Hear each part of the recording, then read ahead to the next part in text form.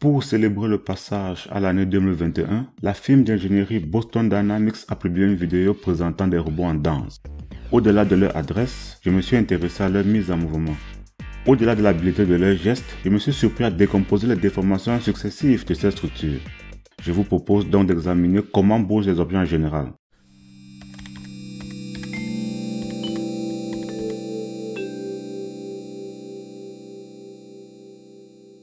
Examinons de plus près les mouvements de ces structures. Elles sont grossièrement composées de barres reliées entre elles par des nœuds. En observant attentivement, chaque nœud se déplace dans l'espace en translatant soit d'avant en arrière, de gauche à droite, de haut en bas.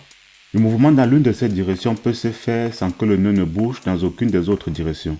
Un déplacement quelconque combine ces translations indépendantes. Tout déplacement du point dans l'espace peut s'exprimer à l'aide de ces trois composantes. La particule a 3 degrés de liberté dans l'espace.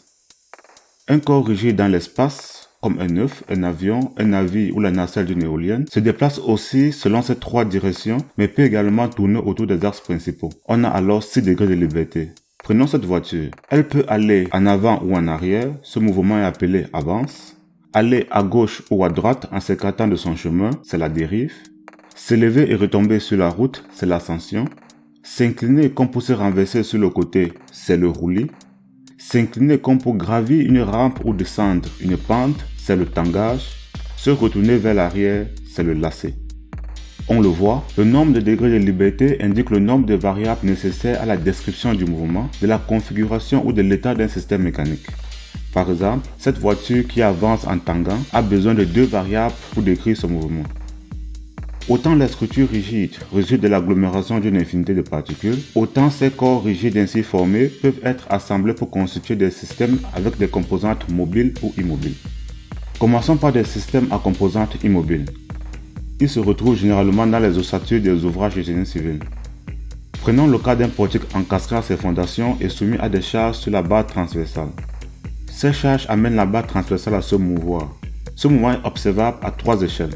Les particules qui composent la barre se déplacent en translation selon les 3 degrés de liberté. Les sections droites de la barre, en plus de translater, subissent également des rotations. Elles ont 6 degrés de liberté.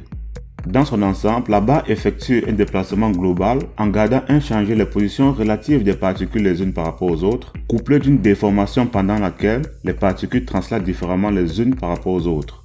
La description du mouvement spatial de la barre nécessite 12 degrés de liberté, 6 à chaque extrémité, et un ensemble de fonctions de forme. Examinons maintenant les systèmes à composantes mobiles, encore appelés systèmes multicorps. Ce sont eux qui principalement forment les structures de génie mécanique et robotique. Le bâton d'une porte coulissante est un exemple quotidien de tel système. Avant d'être monté sur son rail, le bâton est un corps rigide possédant 6 degrés de liberté. Il peut être mu dans toutes les directions de l'espace. Une fois monté, il est contraint à coulisser le long du rail. Il ne possède plus qu'un seul degré de mobilité. Le montage du bâton a supprimé 5 degrés de liberté. On dit que ce montage a un nombre de degrés de liaison égal à 5. Le nombre de degrés de liaison correspond au nombre de degrés de liberté supprimés. Ce rail est un type de liaison appelé glissière et comporte un nombre de degrés de liaison égal à 5 ou un nombre de degrés de liberté égal à 1 dont le mode est une translation. Il existe plusieurs types de liaisons correspondant chacun à un nombre et un mode de degrés de liberté différents. Par exemple, une rotule a 3 degrés de liberté qui correspondent aux 3 rotations, comme dans le cas d'un attelage de caravane ou de remorque.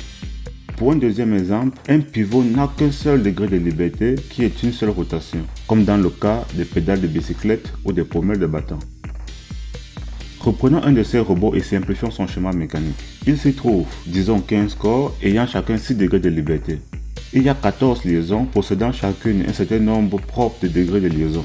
Le nombre de degrés de mobilité s'obtient en soustrayant le nombre total de degrés de liaison au nombre total de degrés de liberté.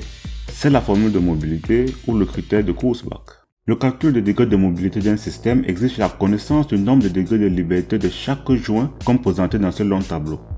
Dans une prochaine vidéo, je passerai en revue de façon détaillée tous les types de joints avec leurs applications respectives et présenterai des cas particuliers.